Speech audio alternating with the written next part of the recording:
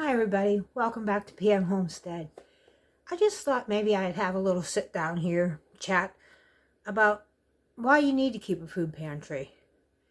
I showed you my pantry in a previous video the other day, and I got to thinking maybe I should share a little bit more information about why you do need to keep a pantry. The first thing is, it's a powerful insurance policy.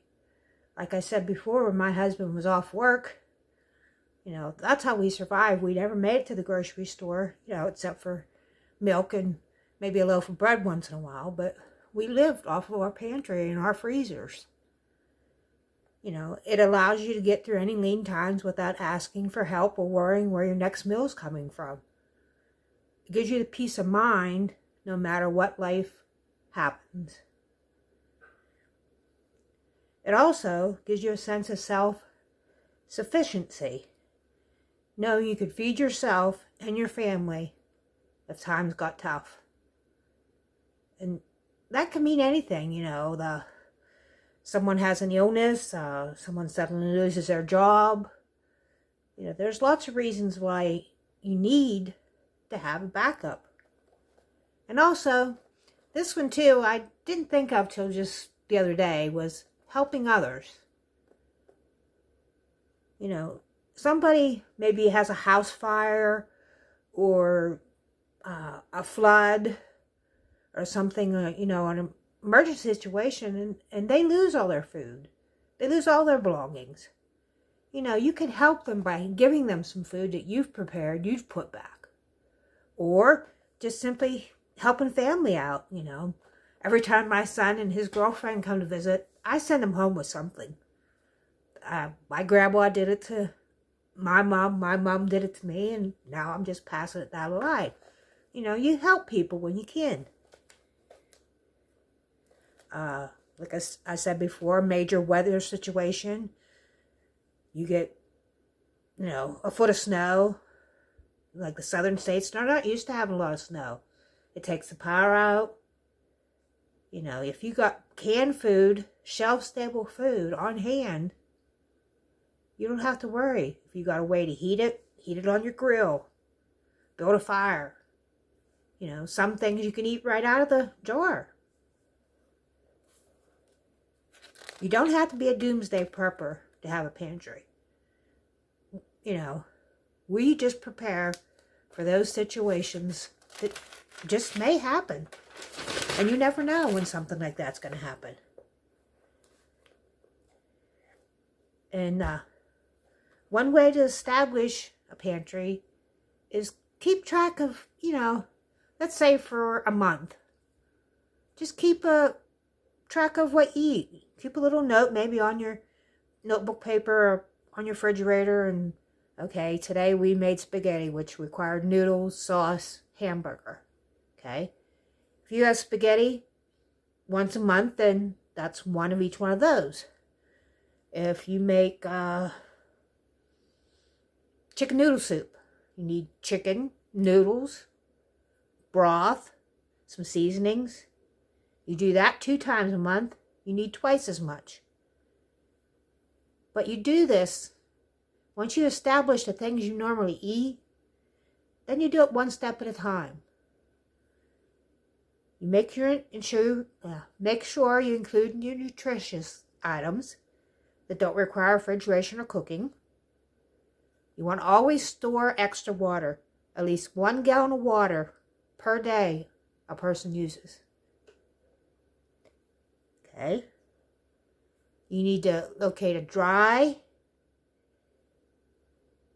space with fairly consistent temperatures. Preferably I try to keep my room about 55 degrees. It probably should be a little cooler, but 55 is about what I can keep it. And make sure you have cooking arrangements, like I said.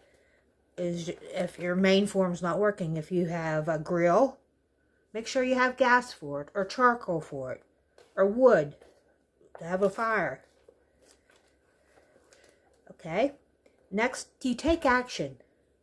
You don't have to start out with a lot of money.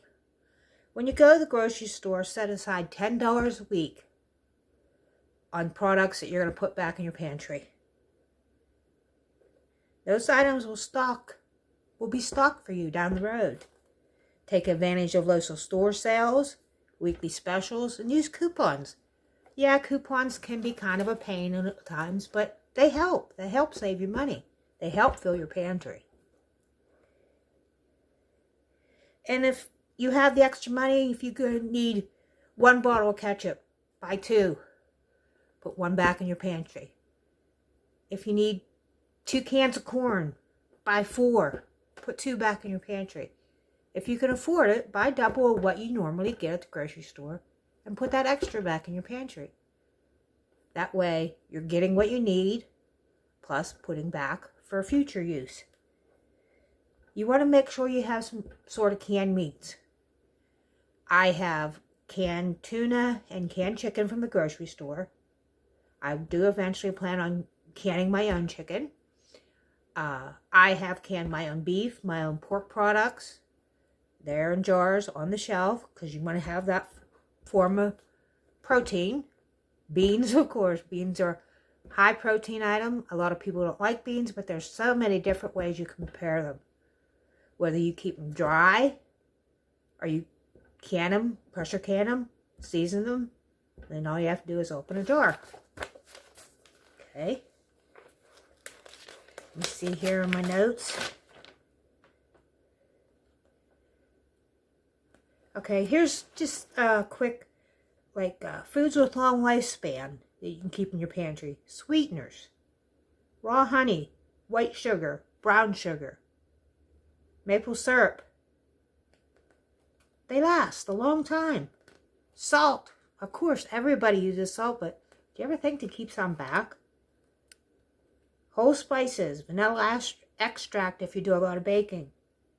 And then your dry staples. White rice, dried beans or lentils, pasta, rolled oats, cornstarch, baking soda, flour. As long as they're stored properly, they're going to last a long time for you. And then vinegars and oils.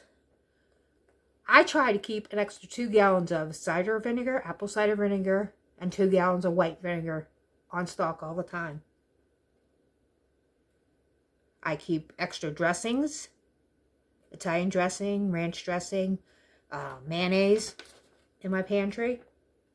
And then other long time keepers are instant coffee. Instant coffee will last 10 to 20 years unopened. If you come to the point and you can't use your Mr. Coffee machine and you're a coffee drinker every day, you'll go ahead and drink that cup of instant coffee. Trust me. Tea. Tea unopened lasts 2 to 3 years. Buy an extra box of tea bags. Cocoa powder. Make hot chocolate, cocoa powder, powdered milk, and a little bit of sugar. That's 2 to 3 years on cocoa powder. We already have the extra sugar. You should have dried milk, of course, on your pantry shelf. Dry yeast, 2 years unopened. I keep my dry yeast in my freezer till I go to open it, and then once it's opened, I put it in the refrigerator. But I use a lot of yeast. But if a person doesn't use a lot of yeast, once it's open, you can still put it back in your freezer. Just make sure it's sealed up tight. And you always, like I spoke of before, keep the stuff rotated on your pantry shelves. You know, keep things that you're going to use. Keep foods you're going to prepare. Keep foods that your family likes. Don't put back items that you're not going to use. Plain and simple. This is a food you want to eat every day. If you don't like tuna, don't keep tuna. If you're not a big lentil person, don't eat lentils.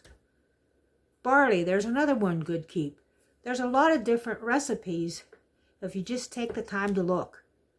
To use some of these items that you don't think you like. There's no harm in trying maybe a little bit of lentils once in a while. You know, buy a small container. Give it a try. See if you like it. You know, try adding different spices and seasonings to these items. You'd be surprised how many, you actually do like. Your taste does change over time. I was never a big vegetable person when I was a kid. You know, yeah, I loved them raw. I love all vegetables raw. I hate peas. Hate cooked peas. If they're camouflaged in something else, I can eat them. But you put a scoop of cooked peas in front of me, not going to happen. But I can eat them when they're mixed with soup or something like that. Tuna noodle casserole. A lot of people don't like pickled beets. You don't have to eat them pickled. You can eat them just plain beets. What else am I thinking here? Can't think of anything else right offhand. Okay, for example, my husband's not a big fruit eater. He don't like a lot of fresh fruits. But I have been dehydrating fruits, making fruit leathers, fruit roll-ups, and he eats it that way. Whether it's the texture, the taste to me isn't much different, but he'll eat it when I make it into dried or fruit leathers. It's a way to, add different items to your pantry. Don't be afraid. If you have a dehydrator, look up ways to dehydrate different things. I make fruit leathers. I originally started making them for my grandson, but I eat a piece maybe once a day. It's a way of getting them nutrients into your system. If you can't keep fresh fruit for very long, dry it. Make fruit leather out of it. Use it. Don't let food go to waste is the main thing. If you put it in your pantry, use it.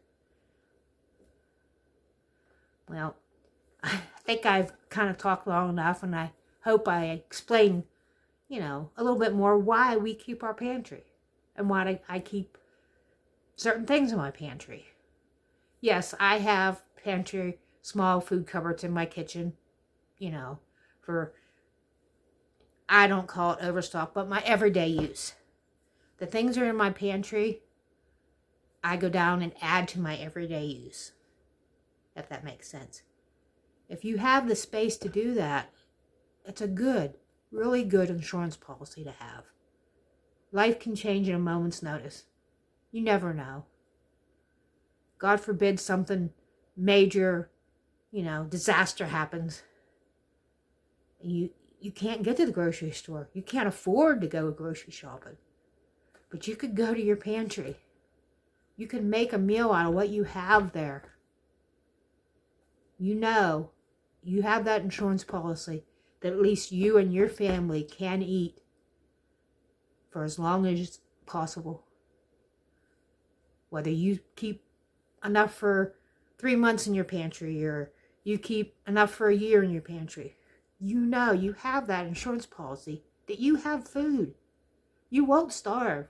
Your family, your children, they won't be hungry. They may not get their favorite treats or snacks, but they have nutritious, home-canned, and store-bought items that they can eat, and they will eat if they're hungry enough. So, thanks again for spending a little bit of time with me, and I hope you enjoyed this little chat about having a pantry. I hope I didn't mutter and stutter around too much. And if you enjoyed this, please like and subscribe, and I'll sit down again someday and we'll have more discussion over a pantry. And maybe things you never thought about having in your pantry. That might be a good idea. Alright, like and subscribe, folks, and you have a good day. Bye now.